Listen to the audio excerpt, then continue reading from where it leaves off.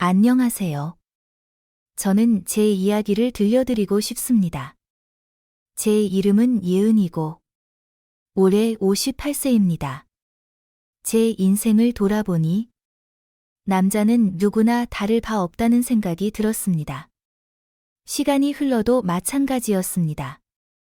저는 결혼 생활에 큰 희망을 품고 시작했지만, 그것은 눈물로 얼룩진 날들의 시작이었습니다. 제 첫 남편은 폭력적인 사람이었습니다.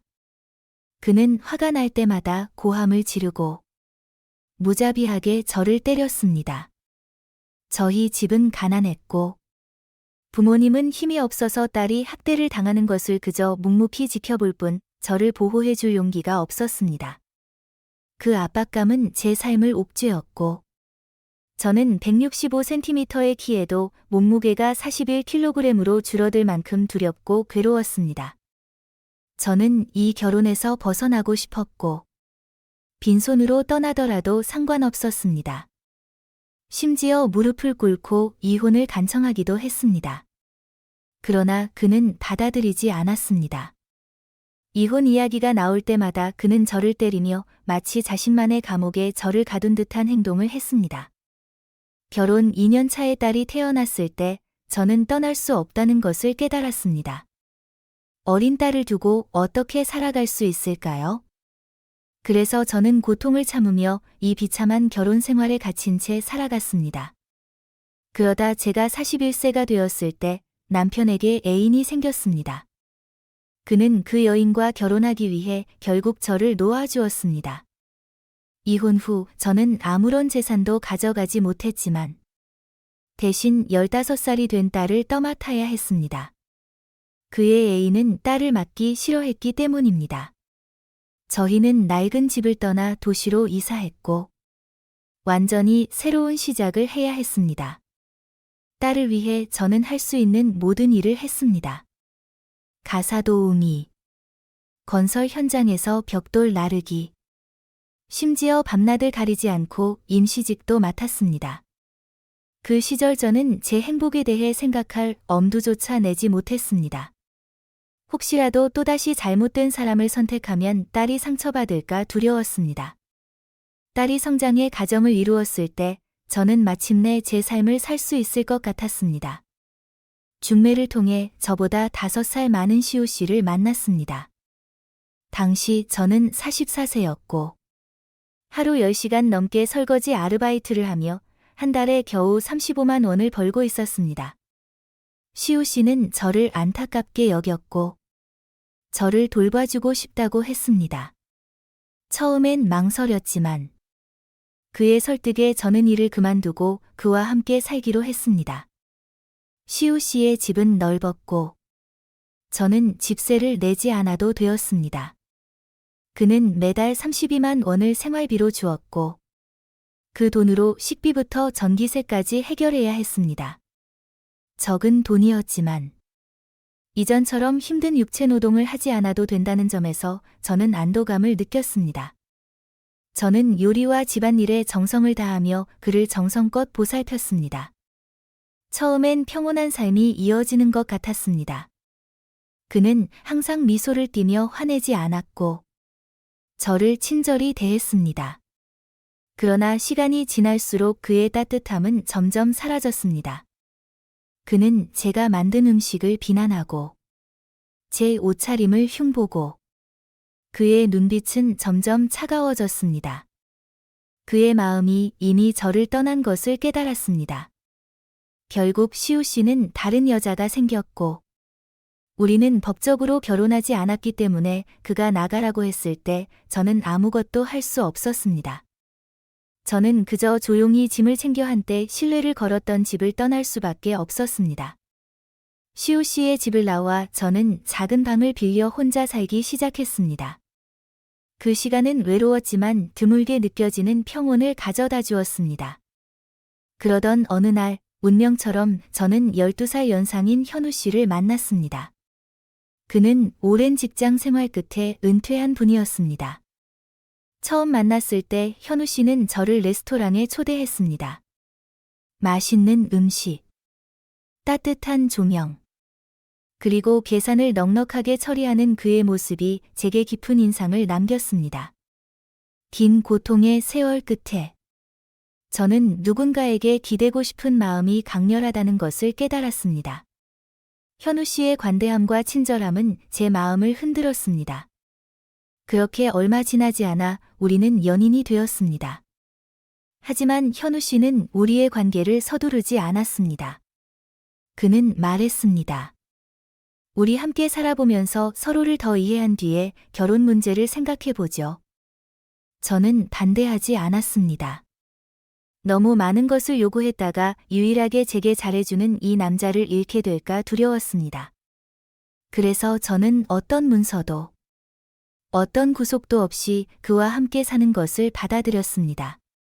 그리고 기대도 하지 않았습니다. 하지만 현실은 기대와 달랐습니다. 현우 씨는 한 달에 38만 원의 연금을 받았지만 생활비로 제게 준 돈은 22만 원에 불과했습니다. 그의 연금 대부분은 술을 사는 데 쓰였습니다. 함께 사는 동안 제 주요 일과는 장을 보고 음식을 만들고 빨래를 하는 것이었습니다. 그는 음식을 가리지 않고 불평하지도 않았지만 빠듯한 재정 때문에 저는 매번 돈을 꼼꼼히 계산해야 했습니다. 하루 3끼 모두 제가 직접 준비해야 했고 가장 단순한 음식을 만들 때조차 지출을 심사숙고해야 했습니다. 특히 과일이나 신선한 재료를 사고 싶을 때는 오래 고민해야 했습니다. 첫 여름은 하나의 시련처럼 지나갔습니다. 기온이 40도까지 오르기도 했지만 현우 씨는 에어컨을 틀지 않았습니다. 그는 선풍기 아래에서 반바지를 입고 편히 앉아 말했습니다. 하나도 안 덥구먼. 하지만 저는 달랐습니다. 여성으로서 저는 적절한 옷차림을 해야 했고 좁은 부엌에서 찌는 듯한 더위를 견뎌야 했습니다. 방 안의 온도는 말 그대로 찜통 같았습니다. 땀이 뚝뚝 흐르고 몸이 지쳐갔지만 제가 얼마나 더 견딜 수 있을지 모르겠다는 생각만 들었습니다. 저는 그에게 에어컨을 켜달라고 요청했지만 그는 비웃으며 말했습니다. 공주님이라도 된 줄 아나? 공주처럼 살고 싶으면 직접 돈 내고 틀어. 그 말은 마치 찬물을 끼얹는 듯한 충격이었습니다. 혼자 살 때는 아무리 가난해도 더운 여름엔 에어컨을 틀거나 추운 겨울엔 난방을 할 수 있었습니다. 하지만 현우 씨와 함께 살면서 저는 편안함을 잃었을 뿐 아니라 제 자존심마저 짓밟힌 듯한 기분이었습니다. 같이 산 지 1년도 되지 않아 저는 더는 함께 할 수 없다는 것을 깨달았습니다. 적은 생활비, 그의 냉담함, 그리고 이기적인 생활 방식은 함께 사는 것을 짐으로 느끼게 만들었습니다. 저는 짐을 정리하며 이별을 고했습니다. 제가 떠나던 날 현우 씨는 저를 붙잡지 않았습니다. 그는 텅 빈 눈빛으로 저를 조용히 바라볼 뿐 아무 말도 하지 않았습니다. 어쩌면 그는 저를 그저 그의 삶을 지나가는 한 여자라고 생각했을 뿐 붙잡을 가치가 없는 존재로 여겼는지도 모릅니다. 2번의 동거 생활이 실망으로 끝나고 저는 남자들에 대한 믿음을 완전히 잃었습니다. 저는 제 삶에 들어온 남자들이 저를 진심으로 사랑한 적이 없다는 것을 깨달았습니다. 그들은 그저 무료로 집안일을 다 해줄 여자를 원했을 뿐 동반자를 찾으려는 마음은 없었습니다. 저는 점점 깨달았습니다. 누군가가 당신을 사랑하지 않는다면 그가 얼마나 가까이에 있더라도 절대 당신을 진심으로 잘 대해주지 않을 것이라는 것을요. 저는 이제 남에게 이용당하지 않고 평생 혼자 살겠다는 결심을 했습니다. 하지만 그러던 중 도윤 씨가 나타났고 제 결심은 흔들렸습니다. 도윤 씨는 이전의 2 남자와 완전히 달랐습니다. 처음 만났을 때부터 그는 소박하지만 진심 어린 행동으로 관심을 보여주었습니다. 그는 저에게 요리를 요구하기는커녕 직접 요리를 해주었습니다. 퇴직한 교사였던 도윤 씨는 매달 80만 원에서 90만 원의 안정적인 연금을 받고 있었습니다. 제가 과거의 고통스러운 이야기를 들려주었을 때 도윤 씨는 공감 어린 목소리로 말했습니다. 여태껏 정말 고생 많으셨습니다. 앞으로는 제가 행복하게 해드릴게요. 그리고 이렇게 덧붙였습니다. 집안일은 아무것도 하지 않으셔도 됩니다. 그냥 즐겁게 사세요. 모든 건 제가 알아서 할게요. 심지어 매달 20만 원의 용돈을 주겠다고 약속했습니다. 그의 말은 저를 깊이 감동시켰습니다. 마침내 좋은 사람을 만난 것 같았습니다. 처음에는 도윤 씨가 약속을 지켰습니다. 그는 직접 모든 집안일을 했고 매달 정기적으로 용돈을 건넸습니다. 저는 지난 세월의 풍파를 뒤로하고 마침내 평화를 얻었다고 느꼈습니다. 그러나 인생은 다시금 저를 막다른 길로 내몰았습니다.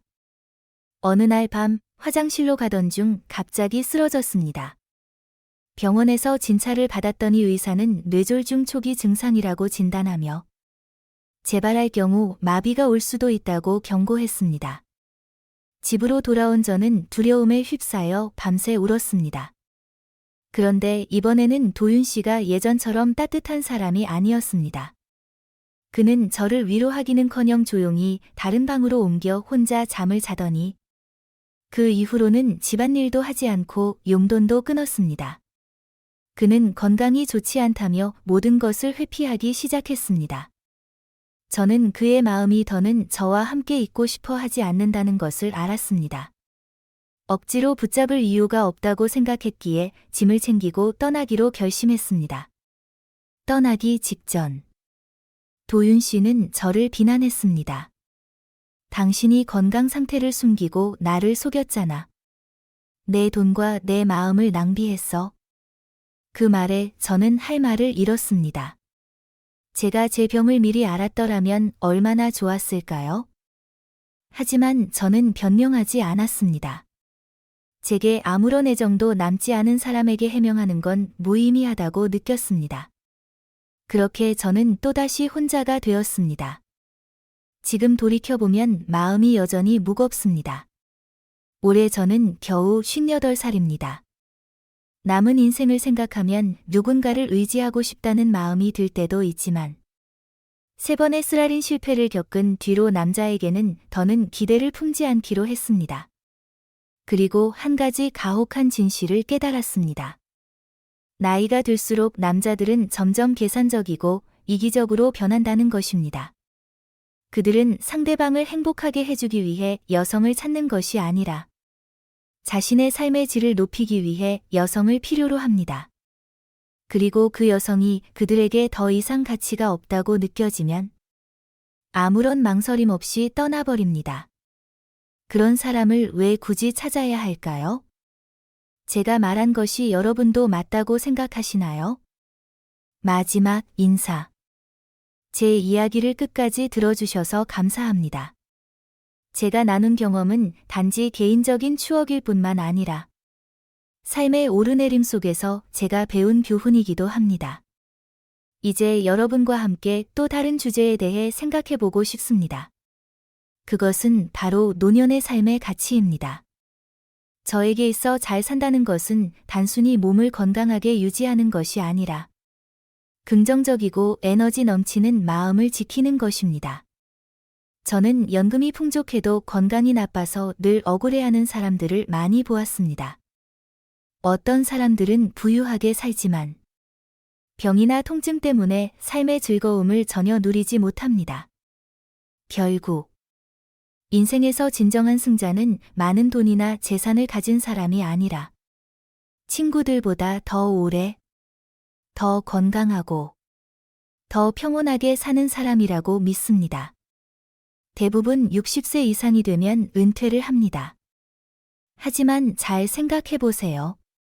앞으로 25에서 35년 동안 행복하고 의미 있게 살고 싶다면 몸과 마음 그리고 인생의 어려움에 대처할 수 있는 준비를 확실히 해야 합니다.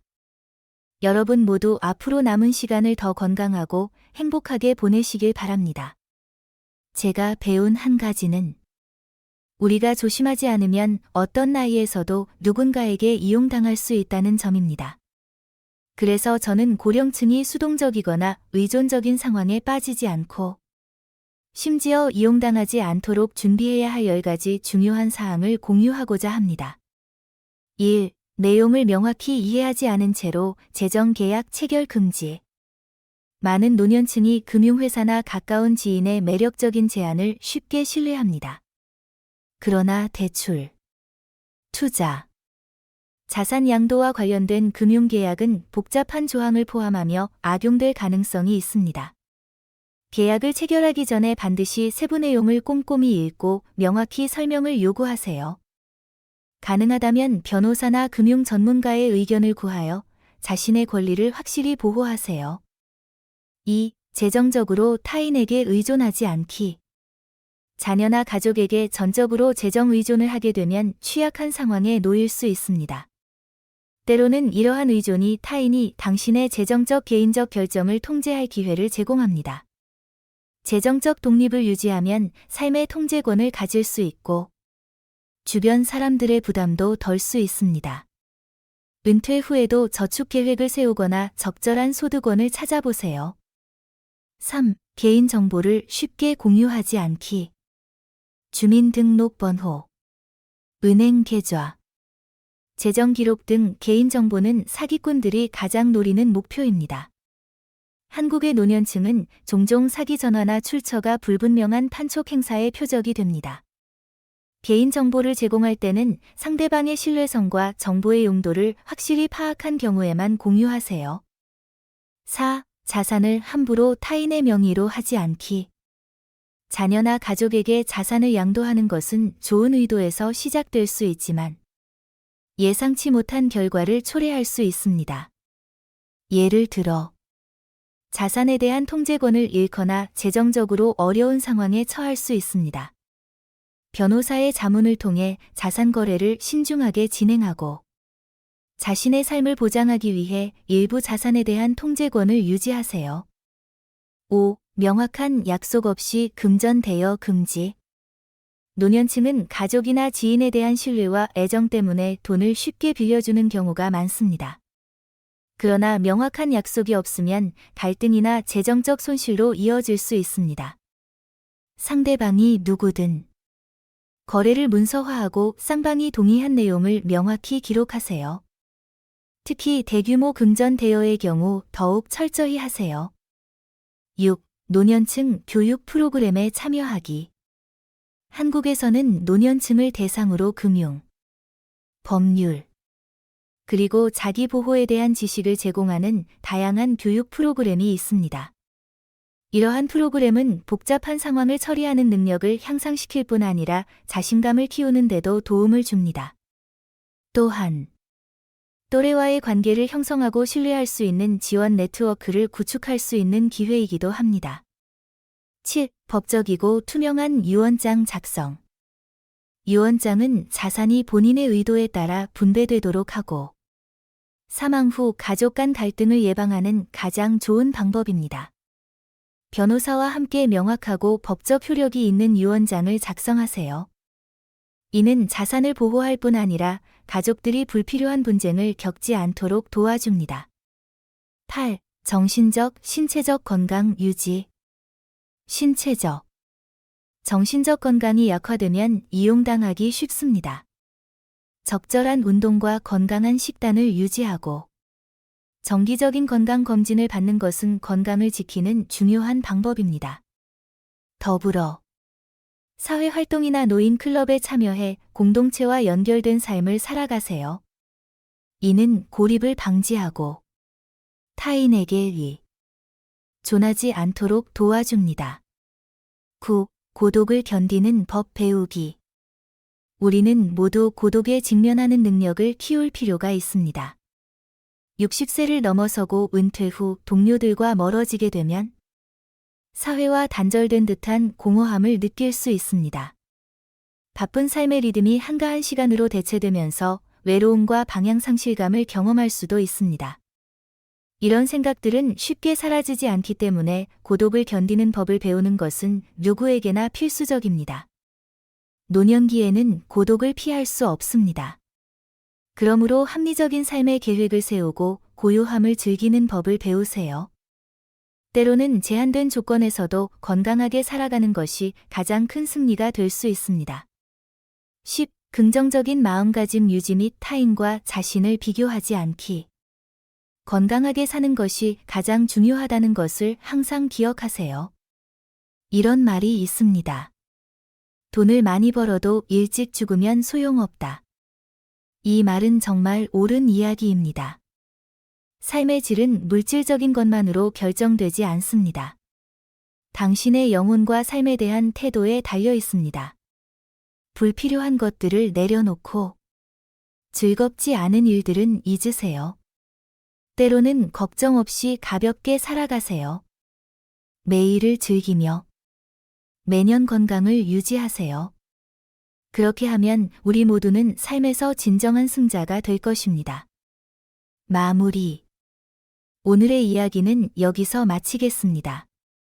끝까지 들어주셔서 진심으로 감사합니다. 이 이야기가 여러분이 더 건강하고 행복한 삶을 사는데 작은 도움이 되길 바랍니다.